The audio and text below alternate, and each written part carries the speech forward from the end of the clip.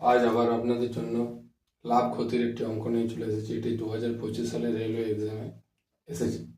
তো এই অঙ্কটি খুব সহজভাবে করবো, আপনারা দেখুন। Ram sold the item to Riya at profit 20%। Ram একটি বস্তু রিয়াকে 20% লাভে বিক্রি করে।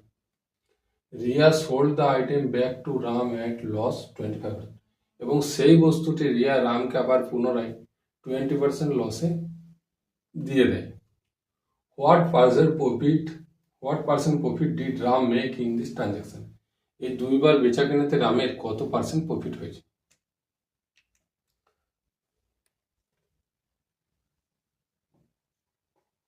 রাম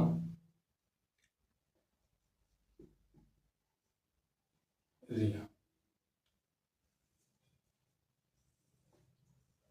একবার রাম 20% প্রফিটে বিক্রি করে, আবার 20% লসে আবার রামকে বিক্রি করে। এটা প্রফিট লস। তাহলে ধরে রাম 100 টাকা একটি বস্তুকে কিনে সেটি রিয়াকে 120 টাকায় বিক্রি করে, ও 20% প্রফিট করে। আবার রিয়া সেই বস্তুটিকে 120 টাকার বস্তুটিকে রামকে 20% লসে বিক্রি করে।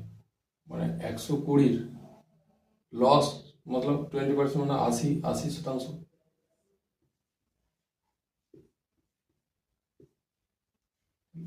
ছিয়ানব্বই টাকায় রাম ওই বস্তুকে পুনরায় কিনে।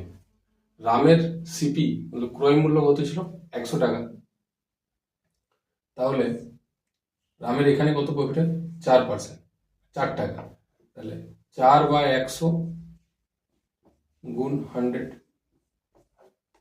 4%। তাহলে টোটাল ট্রানজাকশনে রামের প্রফিট হয় 20% প্লাস 4%,